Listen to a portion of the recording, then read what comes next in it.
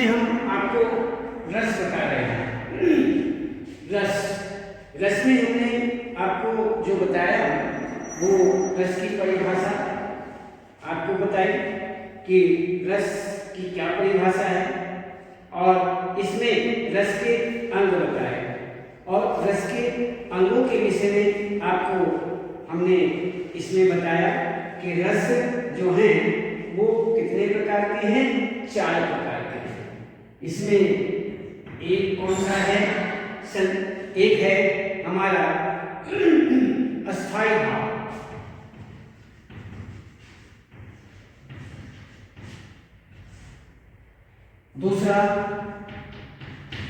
दूसरा है यहाँ पर एक विभाव,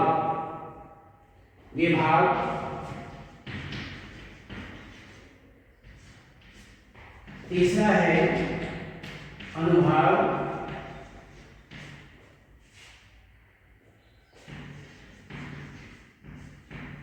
और चौथा है इसमें संचारी भाव।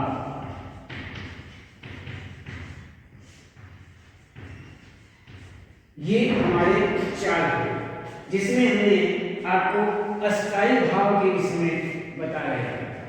ये जो अस्थाई भाव है इसके विषय में आपको हम बता रहे हैं कि अब हम बात इसमें हम कर रहे हैं कि रति, इसमें अस्थाई भाव जो है वो हृदय में जो भाव अस्थाई रूप से विद्यमान रहते हैं उन्हें अस्थाई भाव कहते हैं।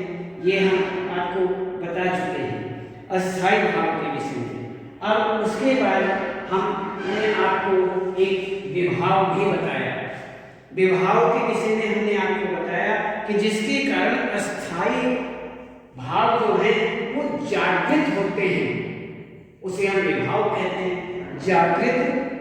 जागृत होते हैं अर्थात जिस व्यक्ति या वस्तु के प्रति मन में रति आदि अस्थाई भाव पैदा होते हैं उसे।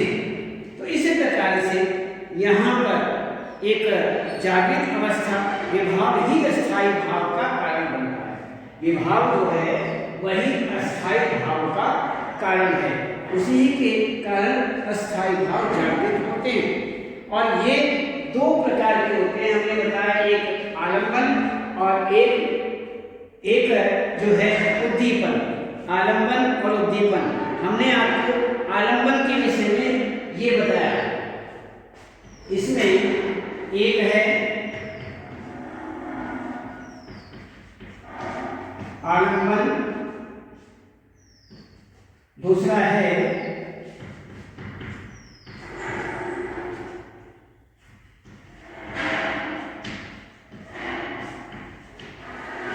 उद्दीपन। आलंबन विभाव और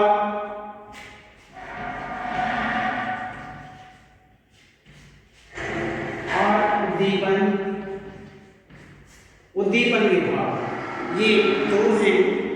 और इनमें हमने आलंबन विभाव के विषय में आपको बताया कि जिस पर भाव अवलंबित रहता है, जिस पर भाव टिका रहता है, आधार बन करके रहता है, अर्थात जिस व्यक्ति या वस्तु के प्रति मन में रति आती है वहां अस्थाई भाव पैदा होते हैं और उसको ही हम आलंबन कहते हैं।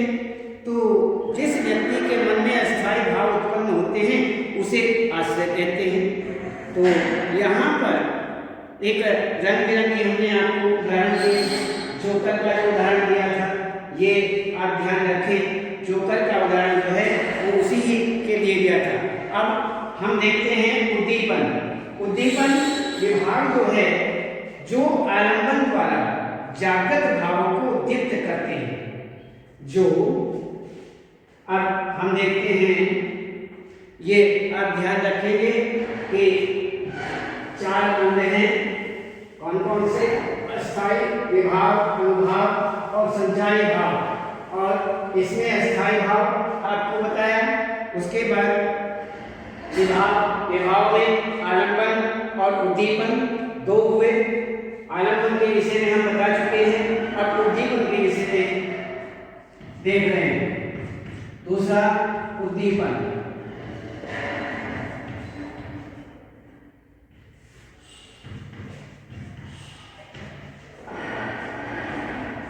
उद्दीपन विभाग। उद्दीपन विभाग में जो आलंबन द्वारा जागृत भावों को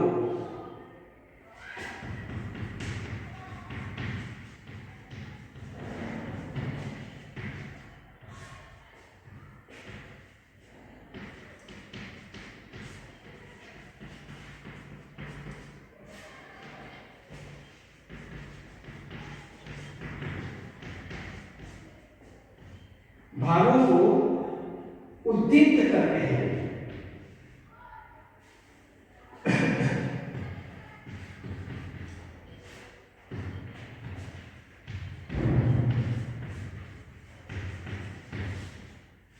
उद्दीप्त करते हैं, उन्हें उद्दीपन विभाव कहा जाता है।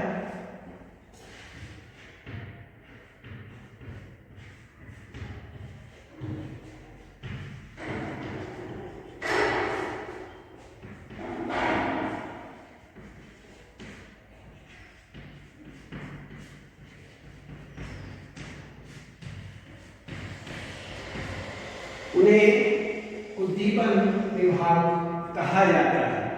तो जैसे उदाहरण में देखें, जोकर की जो अजीब सी हरकतें हैं, उनकी हास्यपूर्ण बातें, उनकी विचित्र पोशाक, तो ये उद्दीपन विभाग है। उनकी जो अजीब अजीब सी बातें हैं, हास्यप्रद अजीब सी बातें हैं और हरकतें हैं, हास्यपूर्ण बातें हैं या अन्य उनकी पोशाक किस प्रकार की है, ये सारी की सारी उद्दीपन में आती है। अर्थात वो आलंबन द्वारा जागृत भावों को उद्दीप्त करते हैं, उन्हें ही हम उद्दीपन विभाव कहते हैं। तो जोकर के विषय में आपको बताया। तो इसी प्रकार से यहाँ इसी प्रकार भय अस्थायी भाव को उद्दीप्त करने के लिए सिंह का गर्जन, उसका खुला मुंह, जंगल की भयानकता, गहराता, अंधेरा आदि भी उद्दीपन ही कहलाते हैं। क्यों? उनसे भी उसी प्रकार का भय उत्पन्न होता है। शेर का मुंह खुला हुआ, जबड़ा दिखता हुआ, दांत लंबे लंबे दिखाई देते हैं, उसकी गर्जना होती है, तो इसी प्रकार से सामने खड़ा रहता है। तो इसी प्रकार से वहां पर भय उद्दीप्त होता है, भय उद्दीप्त हुआ। और यही कारण है कि यहाँ पर उद्दीपन जो है, उद्दीपन विभाव है। इसी प्रकार से यहाँ पर ये उद्दीप्त करने के लिए इस प्रकार ये सारी स्थिति पैदा होती है और यहाँ पर ये उद्दीपन विभाव कहा जाता है। तो यहाँ पर ये उद्दीपन विभाव हुआ। तो ये हुआ हमारा उद्दीपन और आलंबन दोनों हुए। अब हम देखते हैं आगे अनुभाव। अनुभाव के विषय में देखते हैं कि अनुभाव ये हुआ हमारा तीसरा।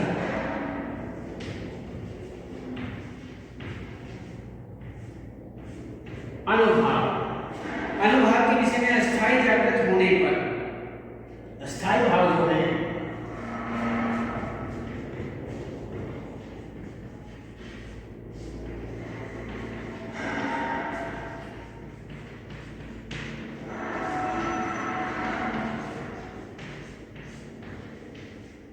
अस्थायी भाव जागृत होने पर आश्रय की बाह्य चेष्टाओं को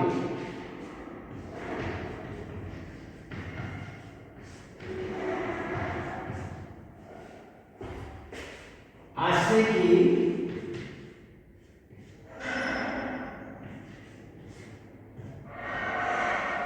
बाह्य जो बाह्य चेष्टाएं हैं, बाह्य चेष्टाओं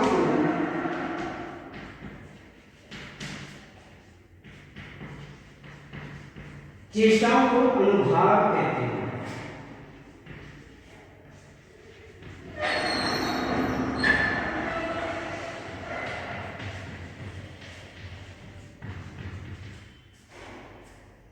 जो बाह्य चेष्टाएं होती हैं उनको अनुभाव कहा जाता है। तो जोकर को देखकर चकित होना, हंसना, ताली बजाना आदि जो हैं वो अनुभाव हैं।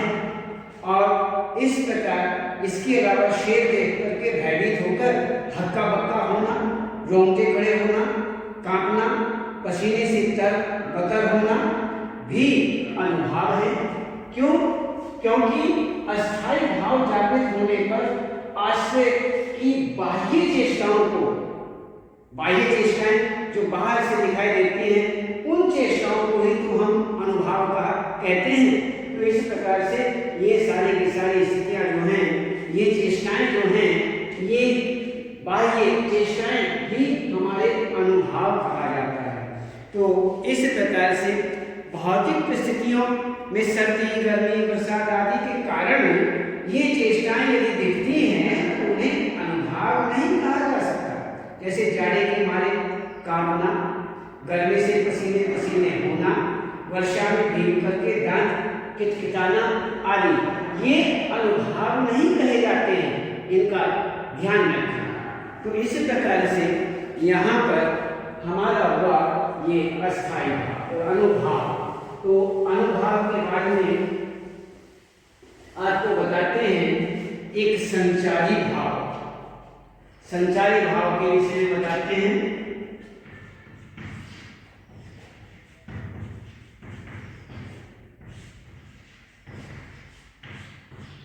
संचारी भाव, इसमें अस्थायी भावों के साथ साथ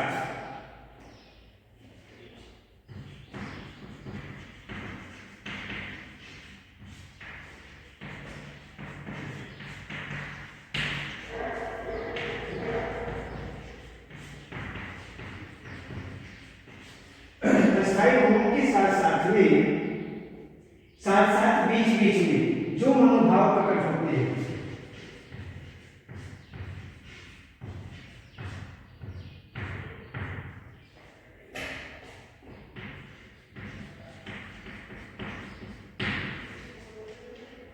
बीच बीच में जो मनोभाव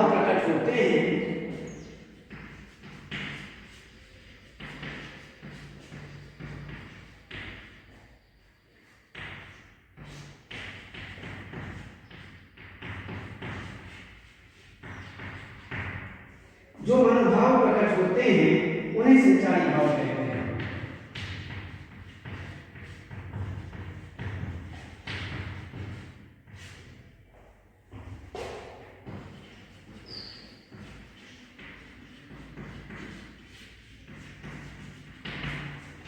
उन्हें संचारी भाव कहा जाता है। ये मनोविकार पानी के बुलबुलों की भांति बनते हैं और बिगड़ते हैं।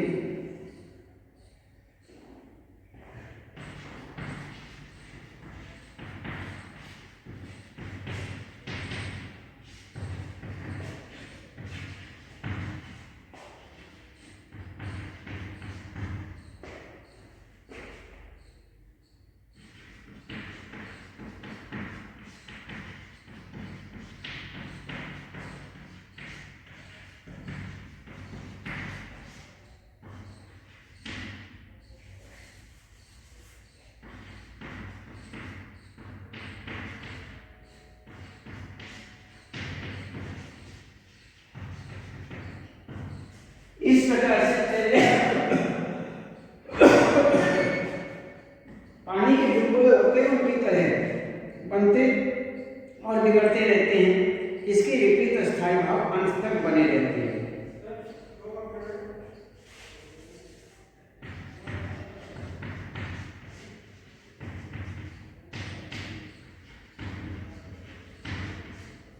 इसके विपरीत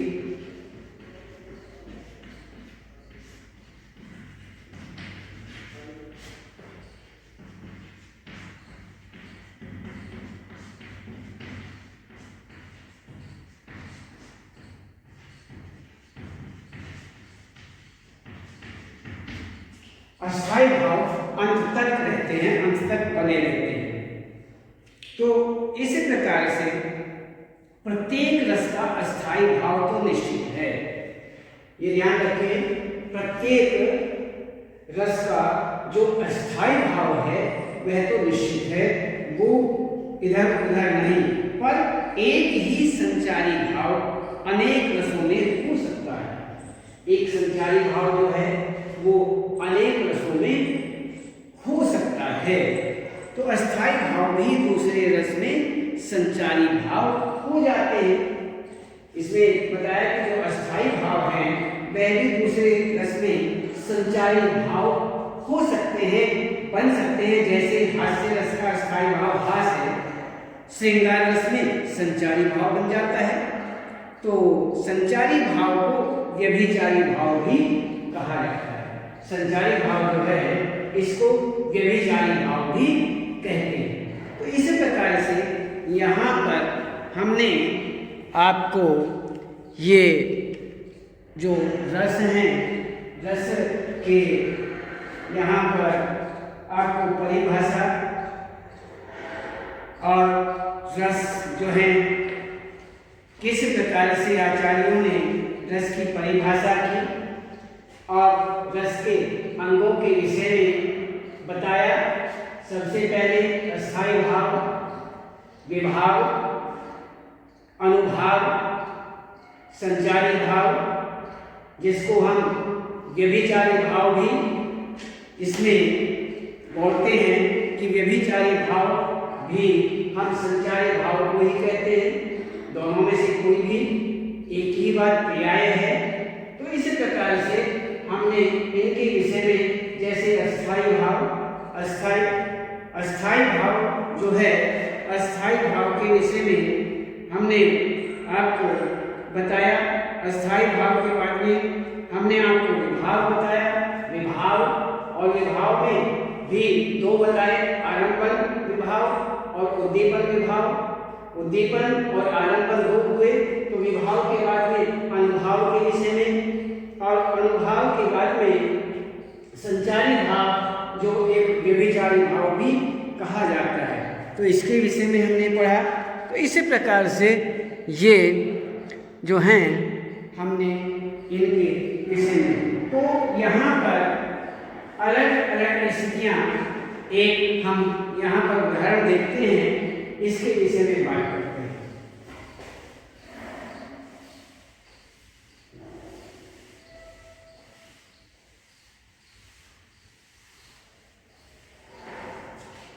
इसमें एक बिनु गोपाल बैरिन भई कुंजई,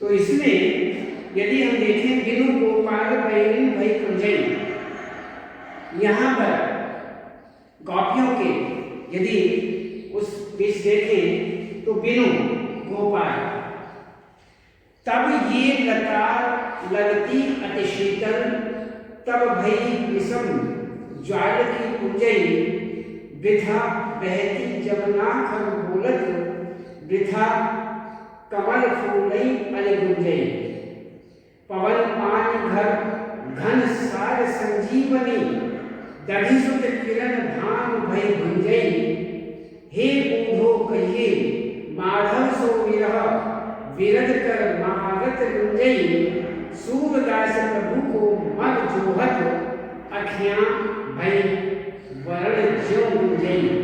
तो ये हमारा ये एक इसमें उदाहरण रूप है।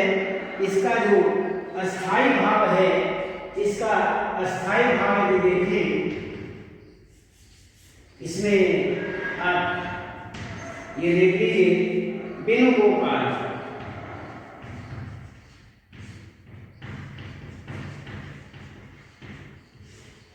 बिनु गोपाल बैरिन, बिनु गोपाल बैरिन भई कुंजे,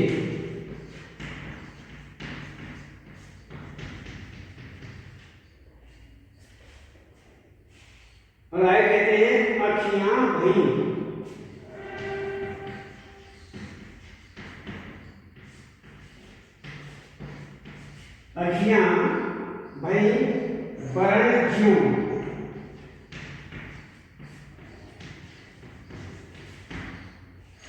वर्ण जो गुंजे,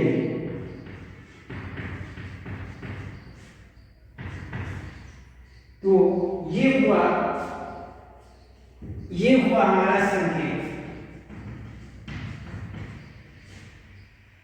इसमें इस पद में हम देखते हैं कि सबसे पहले अस्थाई भाव,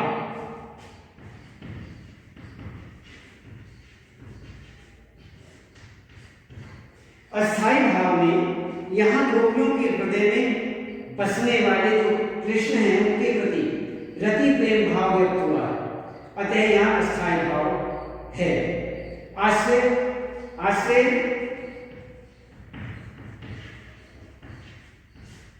आश्रय के विषय में देखते हैं, इस प्रेम की आश्रय गोपियां हैं।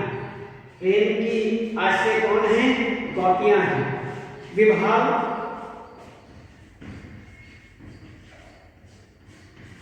विभाव है, इसमें श्री कृष्ण कुंज, लताओं, यमुना, पक्षी आदि के कारण ही प्रेम इस अवसर पर व्यक्त हुआ है। अतः श्री कृष्ण कुंज, लताएं, यमुना, पक्षी आदि विभाव हैं, तो श्री कृष्ण के प्रति प्रेम जागृत होने के कारण श्री कृष्ण आलंबन विभाव है। कुंज और लताओं ने अस्थाई भाव प्रेम को जगाया है, अतः कुंज और लताएं उद्दीपन विभाव हैं। तो यहाँ पर अनुभाव के विषय में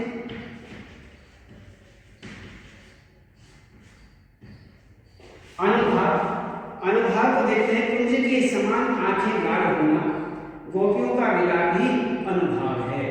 तो संचारी भाव,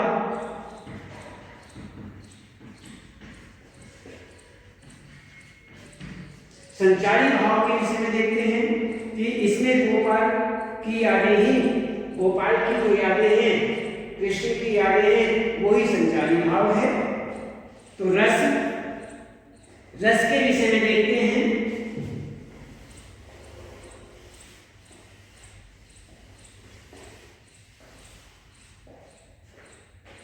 इस प्रकार इस पद में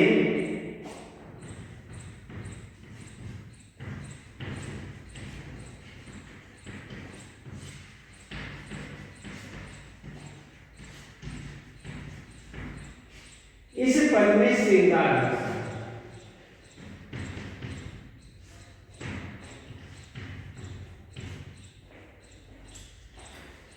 इस पद में श्रृंगार रस पर वियोग अवस्था का वर्णन करने के कारण, परंतु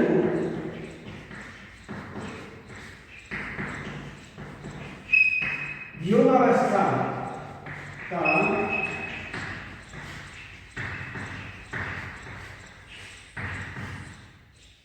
करने के कारण यहां वियोग या विप्रलंब श्रृंगार है।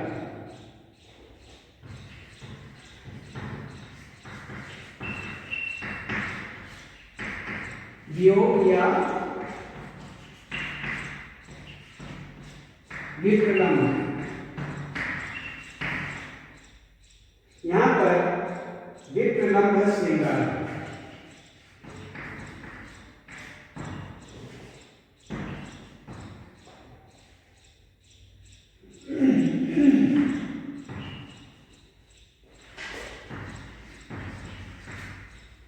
तो यहां पर ये हमारा, और आगे इसमें और भी रस के भेदों के विषय में, लक्षणों के विषय में और उनके उदाहरण के विषय में आपको और भी आगे बताएंगे। आज केवल इतना ही रहेगा, आगे फिर